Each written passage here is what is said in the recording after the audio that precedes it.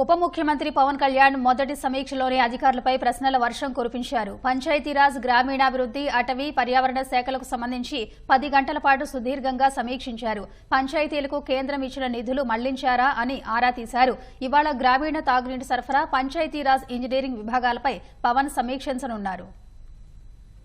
Vijayawada camp కార్యాలయంలో బాధ్యతల స్వీకరణ అనంతరం పంచాయతీరాజ్, గ్రామీణాభివృద్ధి శాఖలపై ఉప ముఖ్యమంత్రి పవన్ కళ్యాణ్ సమీక్ష నిర్వహించారు. పంచాయతీలకు కేంద్రం ఇచ్చిన నిధులు ఎందుకు మళ్లించారు, సచివాలయాలు పంచాయతీలో భాగం కాదా, ఉపాధి వేతనాల చెల్లింపుల్లో జాప్యానికి కారణమేంటి అంటూ సూటిగా ప్రశ్నించారు. ఉపాధి హామీ పనుల్లో దుర్వినియోగమైన నిధుల రికవరీలో ఎందుకు వెనుకబడ్డారు, ఉపాధి కూలీలకు వేతనాల్లో చెల్లింపుల్లో జాప్యానికి కారణం ఎవరని నిలదీశారు. పవన్ ఎదురైన ప్రశ్నలతో ఉక్కిరిబిక్కిరైన అధికారులు సరిగా సమాధానాలు చెప్పలేక నీళ్లు నమిలారు. ఈ సమయంలో మళ్లీ కలగజేసుకున్న పవన్ తాను లేవనెత్తిన అంశాలపై మరోసారి సమగ్రంగా చర్చిద్దామని సంసిద్ధులై ఉండాలని సూచించారు.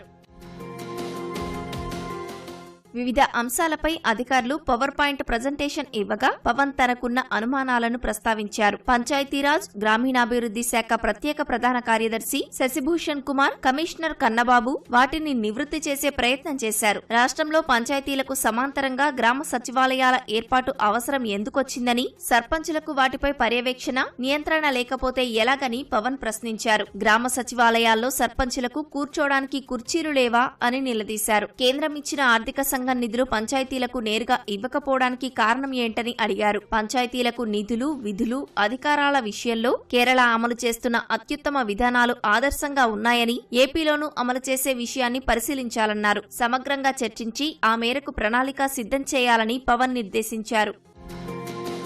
అధికారులు స్వేచ్ఛగా త్రికరణ శుద్ధితో పనిచేయొచ్చని అధికారులకు పవన్ స్పష్టం చేశారు. పరిపాలనలో రాజకీయ జోక్యం ఉండదని, ఎవరైనా జోక్యం చేసుకుంటే చెప్పాలని కోరారు. నిర్లక్ష్యానికి గురైన గ్రామీణ ప్రాంతాలను సమగ్రంగా అభివృద్ధి చేసేందుకు అంతా కలిసి పనిచేద్దామని పిలుపునిచ్చారు. చెబితే నేర్చుకోవడానికి తాను సిద్ధమేనన్నారు. క్షేత్రస్థాయిలో ప్రజల సమస్యలు తెలుసుకుని వాటి పరిష్కారానికి కృషి చేద్దామని చెప్పారు. ఇందుకోసం ప్రయోగాత్మకంగా అరకులో పర్యటిద్దామని సూచించారు. గ్రామాల్లో ఎల్ఈడీ వీధి దీపాల వ్యవస్థను గాడిలో పెట్టాలని, గతంలో విజయవంతంగా అమలైన వ్యవస్థని వైకాపా ప్రభుత్వం పక్కన పెట్టడంతో ఊళ్లలో ఎల్ఈడీలు వెలగడం లేదని గుర్తు చేశారు. ప్రతి ఇంటికి తాగునీటి కుళాయి కనెక్షన్ ఇచ్చే జలజీవన్ మిషన్ పథకం పనుల్ని గడువులోగా పనులు పూర్తి చేయాలని ఆదేశించారు. నేడు మీ పెట్టుబడి రేపటి మీ పిల్లల భవిష్యత్తుకు పునాది అన్న విషయాన్ని గుర్తుంచుకోండి. మరిన్ని వివరాల కోసం సైట్ విజిటింగ్ కోసం సంప్రదించండి. For more details, call 8341056435 or WhatsApp it. Thank you.